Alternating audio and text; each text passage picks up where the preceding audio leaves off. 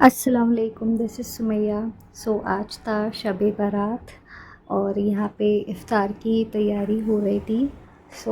ये असर के बाद से हम लोग ने तैयारी स्टार्ट किए थे। यहाँ पे मैं फ़्रूट्स काट रही थी, तो सुबह में ही फ्रूट्स ला दिए थे। एंड यूजुअली फ़्रूट्स रमज़ान के टाइम पे हम लोग लाते नहीं हैं ऐसे कट करने वाले, वरना बहुत ज़्यादा टाइम चला जाता है उसमें। बहुत स्टार्टर्स को भी मोस्टली तो फ्राइड आइटम्स होती है, तो स्टार्टर्स को फ्राई करना, उसे पूरा प्रिपेयर करना, इफ़्तार के लिए पूरा बाहर हॉल सजाना, वो सारी चीज़ें बहुत काम रहता है। तो जो ऑलरेडी कट फ्रूट्स होते हैं तो उसे ही रेडी लाते हैं, एंड वो एक्चुअली हिसाब में भी सही होता है। फ्रूट्स कट करने के लिए मैं यहाँ पे नाइफ़ ढूंढ रही थी, एंड कोई फैंसी नाइफ़ आपको इस्तेमाल नहीं करनी है, बिकॉज़ उससे हाथ आप लोगों का कट जाएगा ऑब्वियसली। और जो फ्रूट्स हमने लाए थे वो थे watermelon, sweet melon, dragon fruit and some grapes. Shab Barat में 2 नफील रोज़ा रखते हैं, तो ये फ़र्स्ट रोज़े का व्लॉग है जहाँ पे स्टार्टर्स में कुछ नहीं था, बिकॉज़ मेन कोर्स में already brown rice and pineapple halwa and dal gosht था। स्टार्टर्स हमने नहीं बनाए थे, एंड फ्रूट्स थे, कुछ फ्रूट्स थे जो अभी मैं कट कर रही हूँ। And I am so sorry कि मैं आप लोगों के साथ जो मेन कोर्स था खाने में, ब्राउन राइस एंड दाल गोश्त की रेसिपी आप लोगों के साथ शेयर नहीं कर पाई, बिकॉज़ मैं बिज़ी थी एंड मम्मी भी बहुत ज़्यादा उन्हें काम था, इसलिए शूट नहीं हो पाया। मे बी नेक्स्ट वीडियो में मैं आप लोगों के साथ वो सारी रेसिपीज़ शेयर करूँ।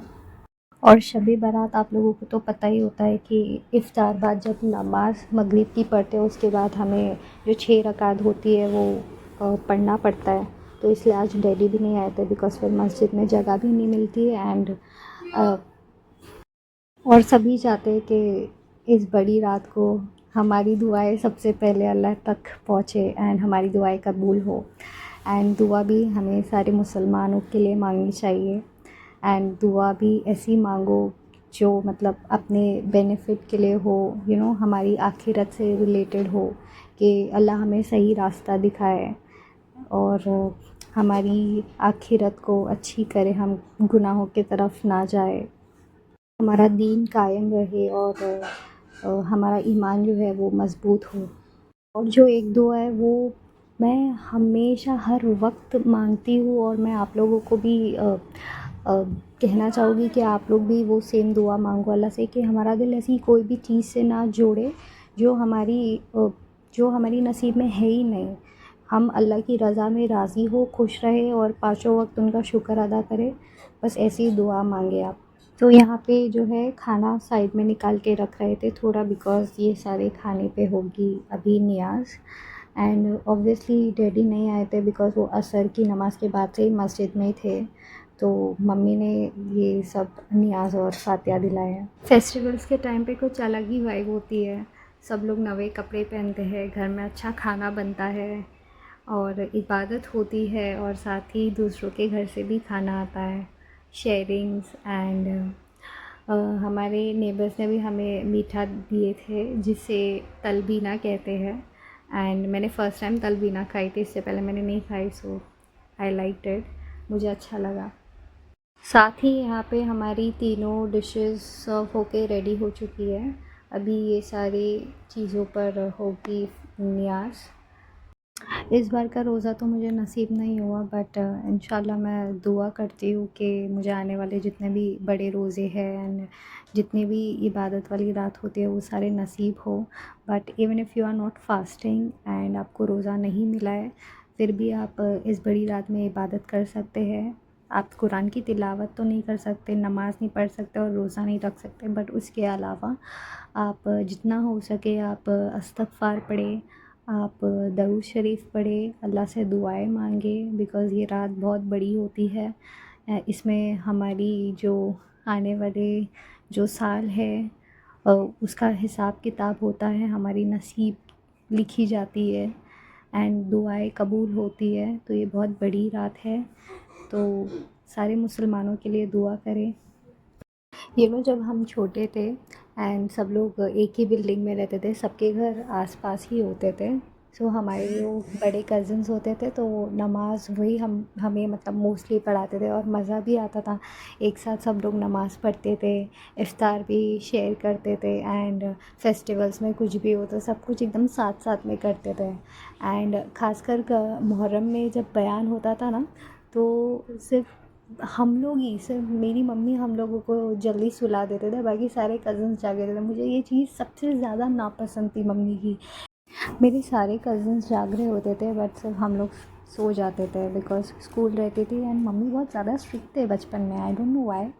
और पूरे मुहर्रम 10 दिन चलता था एंड उसमें से वो जो सैटरडे और संडे होता था ना, सैटरडे एंड फ्राइडे, संडे तो मंडे को स्कूल होती थी इसलिए संडे को भी जल्दी सोना पड़ता, सिर्फ सैटरडे और फ्राइडे मेरा फेवरेट हुआ करता था। Friday and Saturday, these two other days जहाँ हम थोड़ा सा ऐसा फ्रीडम मिलती थी कि रात को थोड़ा और देर तक जाग सकते हैं हम। एंड मुझे बचपन की जो स्कूल डेज़ होता है ना, वो सबसे ज़्यादा बकवास लगता है। इतना बकवास रूटीन, मतलब एक बच्चे के ऊपर कितना ज़्यादा प्रेशर होता है। सुबह स्कूल जाओ, ट्यूशन जाओ, अरबी जाओ, homework, assignment. People compare their life to those kids. I feel like why are you comparing your life to those, their life is so difficult, उनको इतना ज़्यादा रूटीन फॉलो करना पड़ता है। अभी लाइफ कितनी इजी एंड पीसफुल हो गई है। अभी सुबह में आराम से उठो, कॉलेज में अगर एग्ज़ाम्स होगा भी तो एक हफ़्ता पहले हम पढ़ सकते हैं। एंड इफ़ यू नोटिस ना, कभी कभार तो बच्चे को पता भी नहीं होता है कि उसे किस चीज़ पे डांट पड़ रही है। कभी भी पेरेंट्स से या फिर टीचर से कुछ ना कुछ चीज़ों पे डांट पड़ रही है। The my whole childhood was a trauma. Literally वो हमेशा डर में रहो कि अभी मुझे डांट पड़ जाएगी, अभी मैंने क्या गलत कर दी। सो मुझे बचपन में ये कुछ भी वो स्कूल से रिलेटेड चीज़ें तो पसंद ही नहीं है। I hate school. अच्छा, तो ये सेकेंड डे का शूट था जहाँ पे हम लोग स्टार्टर प्रिपेयर कर रहे थे और स्टार्टर में यहाँ पे स्प्रिंग रोल बन रहा है। मैंने आप लोगों को इससे पहले भी जब फ्राइड राइस की रेसिपी शेयर करी थी तब मैंने आपको बताई थी कि जो हम लोग वेजिटेबल्स प्रिपेयर करते हैं उसे भी मसाले में ही बनाना होता है, तो वो सबके लिए हम लोग सेम ही रखते हैं। सो फिर से मैं आप लोगों के साथ वो चीज़ शेयर करना चाहूँगी बिकॉज मे बी आप लोग ने वो फ्राइड राइस वाला वीडियो नहीं देखे होंगे। सो पैन में मैंने ऑयल गरम की थी, ऑयल के अंदर अदरक लहसुन paste and green chilli paste जाएगा, उसके बाद जाएगा उसमें चॉप टमेटोज़ एंड यहाँ पे जो वेजिटेबल्स हम लोग ने लिए थे वो थे carrot, French beans and cabbage. Carrot and French beans को ऐड करने के बाद उसके अंदर गया है मैगी क्यूब मसाला एंड उसे हम लोग अच्छे से मिक्स करेंगे एंड थोड़ा सा कुक करेंगे एंड साथ ही उसमें जाएगा सॉल्ट, अपने टेस्ट के अकॉर्डिंग सॉल्ट ऐड करना है और फिर जाता है इसमें vinegar and black soya sauce. जब आपको लगे कि कैरेट एंड फ्रेंच बीन्स थोड़े सॉफ्ट हो गए हैं उसके बाद आपको कैबेज ऐड करना है, लास्ट में कैबेज ऐड किया जाता है। ओके, यूजुअली हम ये वेजिटेबल्स पतीले में, जो नॉर्मल स्टील का पतीला होता है उसमें ही बनाते हैं, बट आज बिकॉज मुझे शूट लेना था तो मैंने मम्मी से कहा है कि नॉन स्टिक पैन में आप बना दो। एंड ये नॉन स्टिक पैन है तो ये जल्दी गर्म नहीं होता है। सो वेजिटेबल्स को कुक होने में बहुत टाइम लग रहा था तो मम्मी मुझे चिल्ला रहे थे। बट ये पैन में आप लोगों को व्यू अच्छा लगता है ना, इसमें व्यू एकदम अच्छे से आता है कि क्या क्या चीज़ें ऐड हो रही है, पतीले में नहीं आता है, वो सब दिखाई नहीं देता है। और यहाँ पे जब गैस ऑफ हो जाए एंड वेजिटेबल्स जब अच्छे से थोड़ा कूल हो जाए, जब नॉर्मल रूम टेम्परेचर पे आ जाए, तब आपको उसके अंदर चिकन ऐड करना है। बिकॉज अगर गरम वेजिटेबल्स में आप चिकन को ऐड करोगे तो वो बाइंड हो जाएगी, वो एक दूसरे से चिपक जाएंगे। एंड रोल की शीट्स हमने बाहर से मंगाए थे, हर बार बाहर से ही मंगाते हैं बट कभी कभार घर पे भी बना देते हैं हम लोग रोल की शीट्स, तो वो वाला वीडियो भी मैं आप लोगों के साथ ज़रूर शेयर करूँगी। स्प्रिंग रोल के अलावा घर पे मैंने पिज़्ज़ा भी बनाई थी and it was my first time where I was making homemade pizza sauce, जो मैंने घर पे ही बनाई थी। उसका वीडियो मैंने एक्चुअली शूट नहीं की बिकॉज़ बहुत टाइम हो रहा था इफ़्तार के लिए। सो पिज़्ज़ा था इफ़्तार में एंड स्प्रिंग रोल, समोसास, ये जो समोसा, दही वड़ा एंड भजिया ये था वो बाहर से आया था बिकॉज़ ऑब्वियसली एक साथ इतनी सारी चीज़ें नहीं बनाई जाती है। बहुत लोग बना लेते हैं एक साथ इतनी सारी डिशेस, बट मुझसे नहीं हो पाता है। इंशाल्लाह मैं भी ज़रूर सीखूँगी कि मैं ज़्यादा से ज़्यादा डिश बना सकूँ, स्पेशली रमज़ान के टाइम पे। एंड आई होप आज का व्लॉग आप लोगों को मेरा अच्छा लगा होगा, एंड मेरे वीडियोस को लाइक करें, शेयर करें, एंड मेरे चैनल को ज़रूर से सब्सक्राइब करें। See you in my next video. Till then take care. अल्लाह हाफिज़।